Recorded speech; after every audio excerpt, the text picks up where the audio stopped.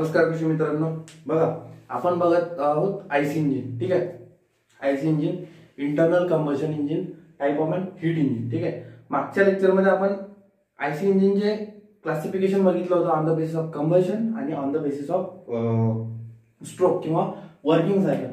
आता आपल्याला आयसी इंजिनचे कंपोनंट्स बघायचे. बघा, हे लेक्चर अत्यंत महत्त्वाचं आहे. हे लेक्चर जर का तुम्हाला समजलं, म्हणजे आयसी इंजिन तुम्हाला कंपोनंट्स जर का समजले, तर पुढचे 4 stroke engine, 2 stroke engine, petrol engine, diesel engine एकदम सोपं कळून जाईल. बघा, लक्षपूर्वक आहे का, लक्षपूर्वक ऐकलं तर एकदम सोपं आहे. दुर्लक्ष केलं, एक जरी पॉईंट मिस झाला तर पूर्ण समोरचे सगळे लेक्चर तुम्हाला समजायला अवघड जाईल. बघा, आपण बघत आहोत कंपोनंट्स ऑफ आयसी इंजिन. ठीक आहे, आयसी इंजिनचे कंपोनंट्स कोणते कोणते. ओके, मग आता याच्यामध्ये लक्षात घ्या, आयसी इंजिन मध्ये सिलेंडर्स असतात, वेगवेगळे सिलेंडर्स असतात. ठीक आहे, म्हणजे 2, 4 जे काय असतील असे. ठीक आहे, तर जे सिलेंडर्स असतात, तर एक सिलेंडर त्याचा आपण आज अभ्यास करणार आहोत. म्हणजेच काय, तर आयसी इंजिनचा कंपोनंट्सचा आपण अभ्यास करणार आहोत. बघा, ही डायग्राम तुम्ही बघू राहिले. हे जे बाहेरचं जे कव्हरिंग आहे ना, बाहेरचं, ठीक आहे, हे जे बाहेरचं जे कव्हरिंग आहे, ओके, सो दॅट इज, म्हणजे ते खाली लिहू जरा, दॅट इज क्रँक केज. काय, क्रँक केज, केज म्हणतात त्याला, क्रँक केज. ठीक आहे, आपण एक शब्द ऐकला, केज. केज म्हणजे काय हो, काहीतरी ठेवण्याचं असं त्याच्यावरती झाकण, केज जे असतो, case. Okay, similarly crank case म्हणजे इंजिन सिलेंडर पूर्णतः कव्हर झालेलं असतं. कशाने, क्रँक केजने. ही जे आउटर जी बाउंड्री त्याला काय म्हणतो आपण, क्रँक केज. क्रँक केजचं काम काय, मग इंजिन सिलेंडरला कव्हर अप करणे. ठीक आहे, आलं लक्षात. ओके, आता आपण जाऊया त्याच्या आत. बघा, आता हे आतलं इंजिन सिलेंडर. इंजिन सिलेंडर आहे, त्यातला सर्वात महत्वाचा पार्ट कोणता आहे, पिस्टन. कोणता आहे, पिस्टन. ठीक आहे, बघा आता मी जे पुरात बोल्ट करतोय त्याच्याकडे लक्ष द्या. वा, इथून हा इथपर्यंतचा जो पार्ट आहे दॅट इज पिस्टन. काय, पिस्टन. ठीक आहे, बघा आता ही डायग्राम तुम्हाला अशी दिसून राहिली, म्हणजे पिस्टन पूर्ण असा असतो का, तर नाही. पिस्टन असतो गोलाकार, असा गोलाकार असतो. फक्त आपण त्याचा हा साइड व्ह्यू बघतोय. असा गोलाकार पिस्टन असतो इंजिन सिलेंडर मध्ये फिट केलेला, आणि त्याचं फंक्शन काय, तर रेसिप्रोकेटिंग मोशन. ठीक आहे, आता रेसिप्रोकेटिंग मोशन काय, बस फक्त बरोबर एवढं लक्षात ठेवा. हा जो पिस्टन जो आहे ना, तो काय करतो, इंजिन सिलेंडर मध्ये खालीवर खालीवर खालीवर असा मूव्ह होत असतो. ठीक आहे, असा मूव्ह होत असतो. आलं लक्षात. ठीक आहे, हे झालं पिस्टन. ठीक आहे, हा जो पार्ट आहे तो झाला पिस्टन. ओके, त्याच्यानंतर बघा, हा जो वरचा जो पार्ट आहे वरचा, ठीक आहे, आज सहसा आपला जो वरचा पार्ट आहे कोणता, हेड. ठीक आहे, त्याच्यामुळं हा जो वरचा जो पार्ट आहे ना, हा ही जी लाईन आहे त्याला आपण काय म्हणतो, सिलेंडर हेड. काय म्हणतो, सिलेंडर हेड. ठीक आहे, सिलेंडर हेड. बरं, मग आता याचं फंक्शन काय. ठीक आहे, त्याच्या अगोदर आपण इथं पिस्टन कडे येणार. ठीक आहे, पिस्टन बघितलं, हा जो पार्ट आहे, ठीक आहे, तो आहे पिस्टन. ठीक आहे, पिस्टन म्हणतात त्याला. त्याचं काम काय, तर रेसिप्रोकेटिंग मोशन. रेसिप्रोकेटिंग मोशन म्हणजे काय, तर खालीवर खालीवर तो कंटिन्युअस मूव्ह होत असतो. ठीक आहे, आता त्याची रेसिप्रोकेटिंग मोशन आहे. त्यानंतर पिस्टनचा जो वरचा जो पार्ट आहे वरचा, हा पूर्ण इंटॅक्ट असतो, म्हणजे पूर्ण पॅक असतो. ठीक आहे, पूर्ण पॅक असतो तो. ठीक आहे, आता बघा, हा पूर्ण पॅक असतो. वरतून जसं फ्युएल इंजेक्ट होतं, इथे ह्या एरियामध्ये फ्युएल इंजेक्ट होतं. फ्युएल इंजेक्ट झाल्यावर हा पिस्टन खाली जातो. ठीक आहे, परत फ्युएल संपल्यावर हा पिस्टन परत वरती येतो. म्हणजे अशी त्याची रेसिप्रोकेटिंग मोशन चालू असते सिलेंडर मध्ये. ठीक आहे, बघा आता पिस्टन बघितलं आपण. आता हा पिस्टन जो आहे ना, त्या पिस्टन मध्ये हे पहा, एक छिद्र आहे. हे बघा, पिस्टनचा आपण साइड व्ह्यू पाहतोय. पिस्टन मुख्यतः इंजिन सिलेंडर मध्ये असा असतो, असा पूर्ण गोल. ठीक आहे, असा गोल असतो, आणि तो आतून जो आहे पोकळ असतो. वरून पूर्ण झाकलं, वरून पूर्ण पॅक, पण आतून जो आहे ना, आतून पोकळ असतो. कशासाठी, तर बघा त्याच्या आतून एक होल असते. होल, हे जे होल आहे ना, हे जे होल, ठीक आहे, त्याला काय म्हणतात, पिस्टन पिन. काय म्हणतात, पिस्टन पिन, किंवा त्याला काय म्हणतात, गडजन पिन. गडजन पिन. ठीक आहे, पिस्टन पिन किंवा गडजन पिन, नाव व्यवस्थित लक्षात घ्या. ठीक आहे, बघा हा जो असा इंटॅक्ट बिलकुल पिस्टन आहे, त्याचं वरचं जे हेड आहे ते पूर्ण कॉम्पॅक्ट आहे, त्याच्या आत छोटंसं होल आहे, त्याला काय म्हणतो आपण पिस्टन पिन किंवा गर्जन पिन. बरं, मग आता याचं फंक्शन काय हो, तर बघा हा जो असा लंब्या आकाराचा जो पार्ट दिसतो इथपर्यंत, याला काय म्हणतो आपण कनेक्टिंग रॉड. काय कनेक्टिंग रॉड, काय कनेक्टिंग रॉड. कनेक्टिंग रॉड नावातच आहे. काय याचं फंक्शन बरं कनेक्टिंग रॉडचं. कनेक्टिंग रॉड काय करतो, हा जो पूर्ण पिस्टन आहे या पिस्टनला या क्रॅन्कशाफ्ट, हा जो क्रॅन्कशाफ्ट आहे बघा, हा जो पार्ट आहे ना इथून इथपर्यंत हा जो असतो, ठीक आहे, हा जो पार्ट याला काय म्हणतात क्रॅन्क शाफ्ट. काय क्रॅन्क शाफ्ट. मागच्या पण लेक्चर मध्ये मी सांगितलेलं आहे, शाफ्ट म्हणजे काय, त्याचं रॉड लाईक स्ट्रक्चर आणि त्याच्यावर असतात अशा क्रॅन्क असतात त्याच्यावर, ठीक आहे, अशा क्रॅन्क असतात. तुम्ही मोर करेक्टली इमेजेस बघू शकता, ठीक आहे, किंवा युट्यूबवर बघू शकता, अशा क्रॅन्क असतात. हा जो असतो क्रॅन्क शाफ्ट म्हणजे रॉड आणि त्याच्यावर अशा क्रॅन्क अशा माउंट झालेल्या असतात.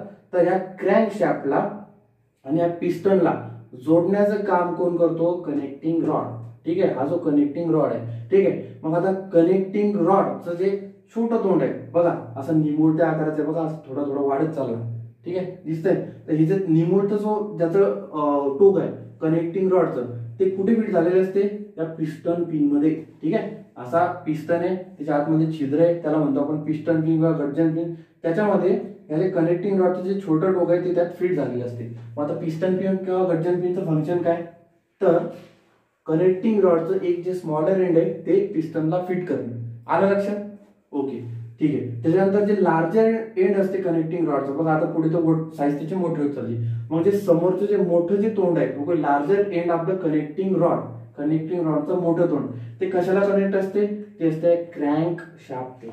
आलं लक्षात, क्रॅन्क शाफ्टला ते कनेक्ट असते बघा इथे. आलं लक्षात, एवढंच लक्षात घ्यायचं, ठीक आहे. छोटं जे एंड आहे ते पिस्टनला पिस्टन पिनच्या माध्यमातून कनेक्ट असते आणि मोठं जे एंड आहे कनेक्टिंग रॉडचं ते क्रॅन्क शाफ्टला इथे अटॅच असते. ठीक आहे, ओके, आलं लक्षात. आता इथपर्यंत आपण बघितलंय, ओके. आता बघा हा जो पिस्टन आहे पिस्टन, ठीक आहे, याच्यात ह्या 3 रेषा दिसणार तुम्हाला, 1 2 3, ह्या 3 रेषा, ठीक आहे, ह्या 3 रेषा आहे. याला काय म्हणतात, ह्या ज्या तिन्ही रेषा आहे ना ह्याला म्हणतात पिस्टन रिंग्स. काय म्हणतात, पिस्टन रिंग्स. आता बघा पिस्टन रिंग्सचं फंक्शन काय, हा जो पिस्टन आहे असा पूर्ण गोल, त्याला अशा 3 ज्या आहे अशा पिस्टन रिंग्स लावलेल्या आहेत. काय फंक्शन आहे बघा, आपण बऱ्याच ठिकाणी बघतो, आपण वायसर बसवतो, वायसर गॅस सिलेंडर असतं बघा, गॅस सिलेंडर लीक व्हायला लागला आपण पाहतो वायसर आहे का. वायसर कशासाठी बसवतात तिथे, तुझा गॅस आहे तो लीक झाला नाही पाहिजे, ठीक आहे, बरोबर. रबरी वायसर जे असते, व सेम पिस्टनला जे बाहेरून असतं रबरी टाईप जे असतं ना, ते पिस्टन रिंग्स असतात. थोडक्यात आपल्या गावरान भाषेमध्ये वायसर, ठीक आहे. या अशा 3 रिंग्स असतात. बरं, ठीक आहे, मग बसवला त्याचं फंक्शन काय, बघा. त्यापूर्वी आता हे पिस्टन रिंगचं फंक्शन पाहण्यापूर्वी आता बघा हे पूर्ण क्रॅन्केज याच्यात अशा ह्या 2 आडव्या रेषा दिसून राहिले तुम्हाला, ते काय ते एकदा पाहू, ठीक आहे. आता सिलेंडर आहे, सिलेंडरच्या आता पिस्टन फिट केलेला आहे, पण लगेच एकदम कोपऱ्यात फिट केलेला आहे का, त्याच्या अगोदर पण ह्या ज्या लाईन आहे, ठीक आहे, ह्या ज्या लाईन आहे, एक आत असं केजिंग असते, एक रक्षक असते, त्याला काय म्हणतो आपण माहिती आहे का, सिलेंडर स्लीव. काय म्हणतो, cylinder slew, SLEEV, slew, cylinder slew. बरं, ठीक आहे. एक का बरं असते सिलेंडर स्लीव बघा.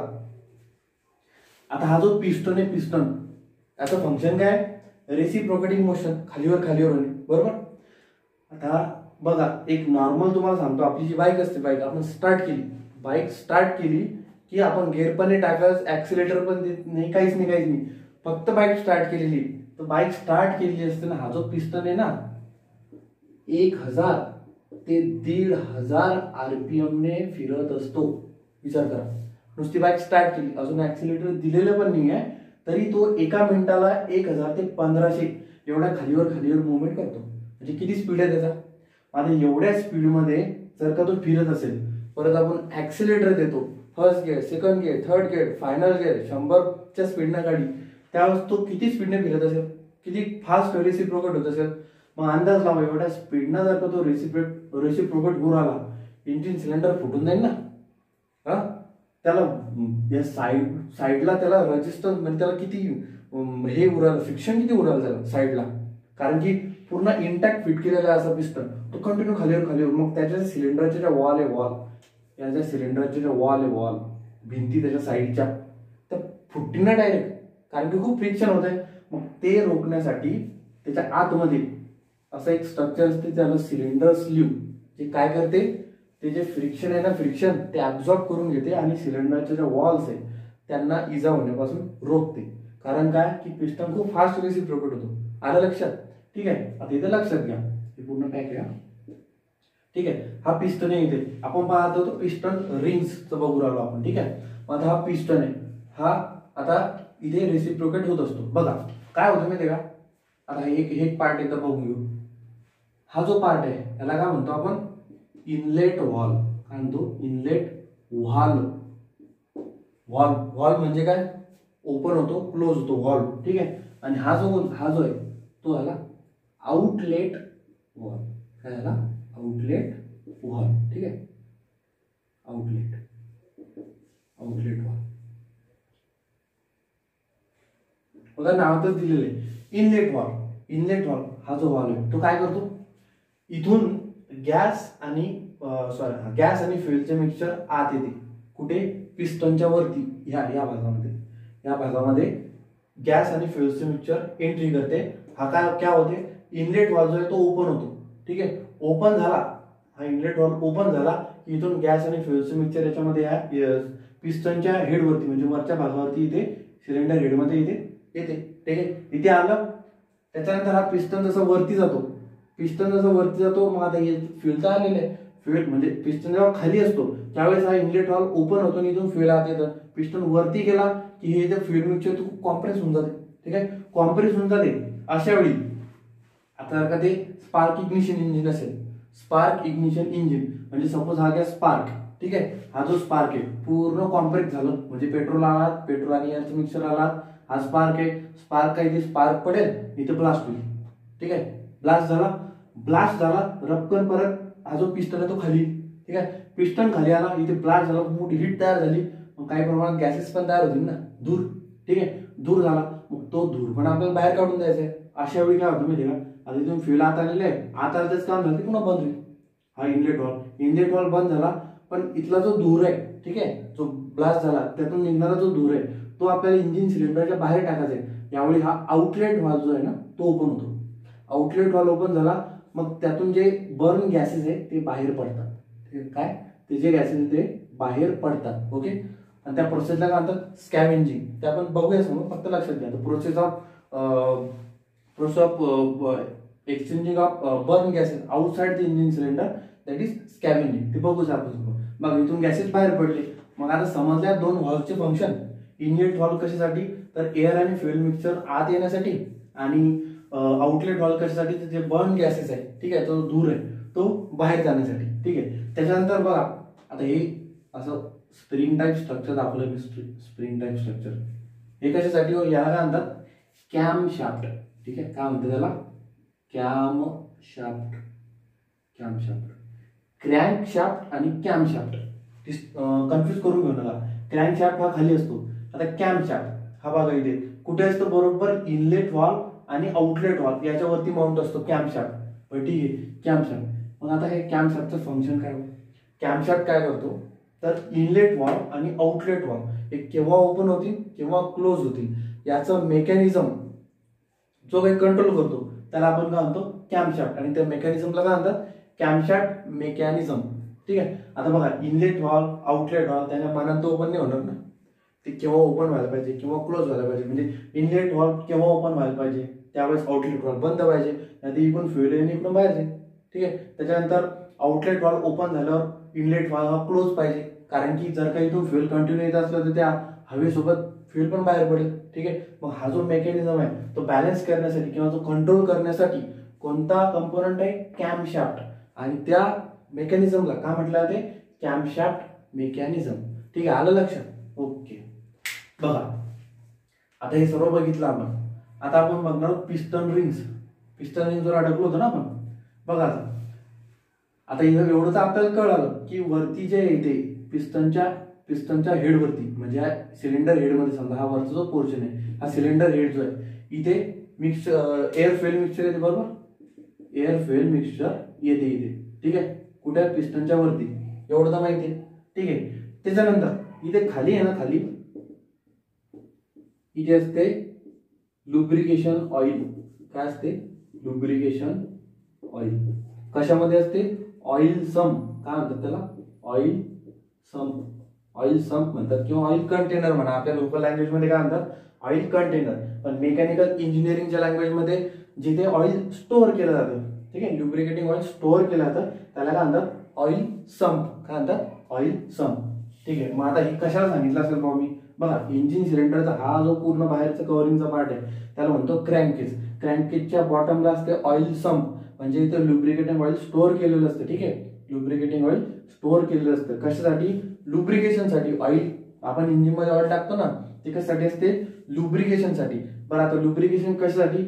हा पिस्टन पहा एवढा स्पीडनं खालीवर खालीवर हे उराला, रोटेट उराला, रोटेट नाही म्हणता येणार, रेसिप्रोकेट उराला. आता साईडला त्या लुब्रिकेशन पाहिजे ना, कारण की घर्षण होते, काहीतरी स्मूथ झालं पाहिजे. ठीक आहे, त्याच्यासाठी तिथे काय पाहिजे?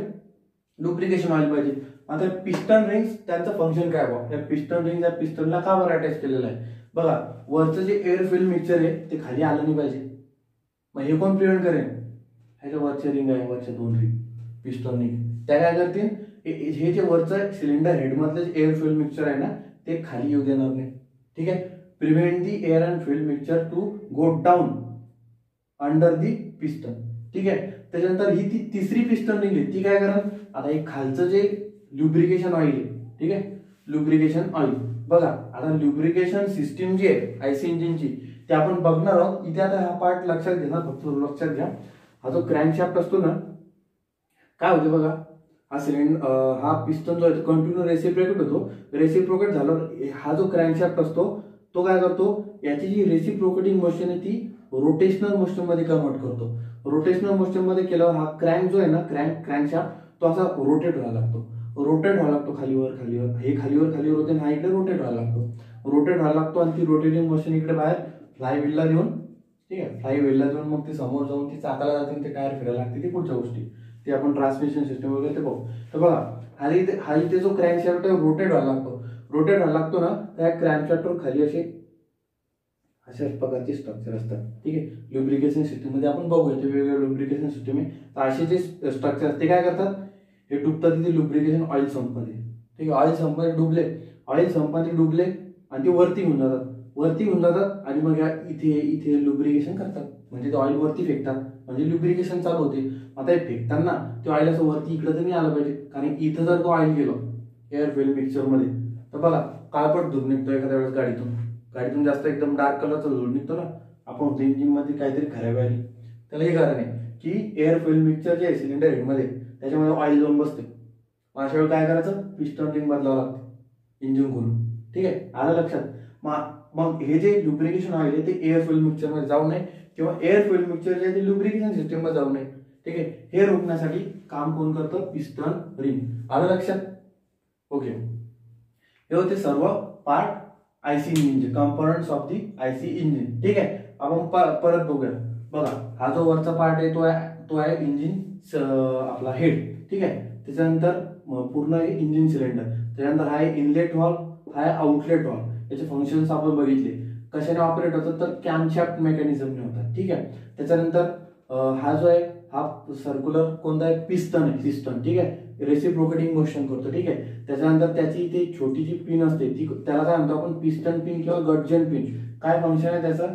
तर गटजन पिन काय करते? तर कनेक्टिंग रॉड जो आहे ना तो क्रँकशाफ्टला कनेक्ट करते, किंवा आपण असं म्हणूया की क्रँकशाफ्ट आणि पिस्टनला कनेक्ट करण्याचं काम कनेक्टिंग रॉड करतो bye means of piston pin किंवा गटजन पिन. ठीक आहे, हा एक कनेक्टिंग रॉड. त्याच्यानंतर हा एक क्रँकशाफ्ट. ठीक आहे, क्रँकशाफ्ट काय करतो? तर पिस्टनची जी रेसिप्रोकेटिंग मोशन आहे ती आपल्या रोटेटिंग मोशन मध्ये कन्वर्ट करतो. ठीक आहे, हे सगळं होतं. आणि बाहेरचं जे आउटर कव्हर आहे त्याला काय म्हणतो आपण? क्रँककेस. आता याचे म्हणजे याचं मेकॅनिझम कसं आहे ते आपण पुढे बघूया, पण हे कंपोनंट्स तुम्हाला लक्षात आले का? ठीक आहे, लक्षात आले असतील असं मला वाटतं. आता आपण हे जे कंपोनंट्स बघितले, आता बघा वर्किंग कसं होते इंजिनचं. ठीक आहे, असंच अशाच प्रकारे सपोज 4 इंजिन पकडा, ठीक आहे, 4 6 जे काय असतील ते इंजिन वेगवेगळ्या गाड्यांनुसार वेगवेगळे इंजिन असतात, ठीक आहे. तर सपोज एक इंजिन आपण याचा पार्ट हे करू राहिलो. आता याचं वर्किंग प्रिन्सिपल कसं असतं बा, आयसी इंजिनचं वर्किंग प्रिन्सिपल आपण स्टडी करत आहोत. तर वर्किंग प्रिन्सिपल कसं असेल, पहिलं काय होईल तर inlet of air and fuel mixture, ठीक आहे, एअर आणि फ्युएल मिक्सचर याच्यामध्ये एंटर होईल. कसं होईल तर हा व्हॉल्व आहे, इनलेट व्हॉल्व आहे, तो ओपन होईल आणि एअर आणि फ्युएल मिक्सचर याच्यामध्ये एंटर होईल, ठीक आहे. एंटर झालं मग हा इनलेट व्हॉल्व कॅम शाफ्टच्या माध्यमातून ओपन झाला आणि एअर अँड फ्युएल मिक्सचर आत आलं. कुठे, सिलेंडर हेड मध्ये पिस्टनच्या वरती, ठीक आहे, पिस्टनच्या वरती आलं, ठीक आहे. त्याच्यानंतर हा जो पिस्टन आहे तो वरती झाल्याने air and fuel mixture compress करेल. कॉम्प्रेस केला त्याच्यानंतर इथे, ठीक आहे, स्पार्क इग्निशन इंजिन असेल तर सरळ सरळ स्पार्क टाकला जाईल इथे, आणि कॉम्प्रेशन इग्निशन इंजिन असेल तर काय होईल, हे खूप कॉम्प्रेशन केलं जाईल आणि इथून जे म्हणजे इथून जे हे फ्युएल जे आहे ते इंजेक्ट केलं जाईल. इथून व्हॉल्वच्या म्हणजे कॉम्प्रेशन इग्निशन इंजिन मध्ये व्हॉल्व नसतील, तिथे पोर्ट असतील, ठीक आहे. मग तिथून ते ऑटोमाइज केलं जाईल. जे ऑटोमाइज फ्युएल ते याच्यात येईल आणि ते भडका उडेल, ठीक आहे. फ्युएलचा ब्लास्ट झाला, फ्युएल ब्लास्ट झालं, त्याच्यामध्ये खूप मोठी हीट तयार झाली. हीट एवढी तयार होती की जवळजवळ 2000 डिग्री सेल्सिअस पर्यंत टेम्परेचर इथे तयार होते, ठीक आहे. 2000 डिग्री सेल्सिअस पर्यंत जर का टेम्परेचर तयार झालं, मग आता काय होईल, एवढा मोठा ब्लास्ट झाला, प्रेशर पण क्रिएट झालं, एनर्जी आहे ना, खूप मोठं प्रेशर तयार झालं. प्रेशर तयार झालं, धाडकन हा जो पिस्टन आहे तो खाली, ठीक आहे, पिस्टन खाली आला. पिस्टन खाली आला म्हणजे काय तर ह्या क्रँकशाफ्टची पण मुवमेंट झाली कनेक्टिंग रॉडची, आणि काय होईल की ही जी पिस्टनची रेसिप्रोकेटिंग मोशन आहे ती इकडे क्रँकशाफ्ट काय करतो, रोटेटिंग मोशन मध्ये. मग हा क्रँकशाफ्ट रोटेट होईल, ओके. हा क्रँकशाफ्ट जसा रोटेट व्हायला लागतो, ह्या क्रँकशाफ्टला लगेच बाहेर फ्लायव्हील अटॅच असते, फ्लायव्हील असते असं, ओके. ते फ्लायव्हील रोटेट व्हायला लागते. फ्लायव्हील रोटेट व्हायला लागलं की समोर ती एनर्जी गिअर ट्रान्समिशन सिस्टम मधून टायर्स पर्यंत जाते आणि टायर फिरायला लागते. असं एकंदरीत त्या इंजिन सिलेंडरचे कंपोनंट्स वर्कआउट करतात. आता बघा, हे कंटिन्यू व्हायला पाहिजे. मग कंटिन्यू व्हायला पाहिजे म्हणजे काय होईल माहितीये का, आता इथे ब्लास्ट झाला, हे पिस्टन खाली आला, यातले जे गॅसेस आहे, जे बर्न गॅसेस आहे ते हा आउटलेट व्हॉल्व ओपन होऊन ते बाहेर गेले, ठीक आहे. मग आता इथले एअर अँड फ्युएल मिक्सचर संपलं. मग तेवढाच झाला का, मग अशा वेळेस कंटिन्यू परत इनलेट व्हॉल्व ओपन होतो, परत त्यात फ्युएल इंजेक्ट करावं लागते, परत हा वरती जातो, परत कॉम्प्रेशन होते, परत ब्लास्ट होतो, म्हणजे कंटिन्यू मोशन चालू असते. आणि अशा प्रकारे हीट एनर्जी आहे ती मेकॅनिकल एनर्जी मध्ये किंवा मेकॅनिकल वर्क मध्ये कन्वर्ट होते, ओके. आलं लक्षात. हे सर्व प्रिन्सिपल आहे आयसी इंजिनचा आणि त्याचे कंपोनंट्स आता आपण बघितलेले आहे. मला वाटते तुम्हाला कळालं असेल. हे जर का कळालं नाही तर पुढे 2 स्टॉक पोस्ट काही कळणार नाही. एकदा व्यवस्थित कळालं तर बाकीचं समोरचं सगळं इंटरलिंक सगळं सोपं आहे, तो तुम्हाला कळून जाईल, ठीक आहे. आजच्या लेक्चर पर्यंत एवढंच, ठीक आहे. Components of IC engine, okay. Thank you.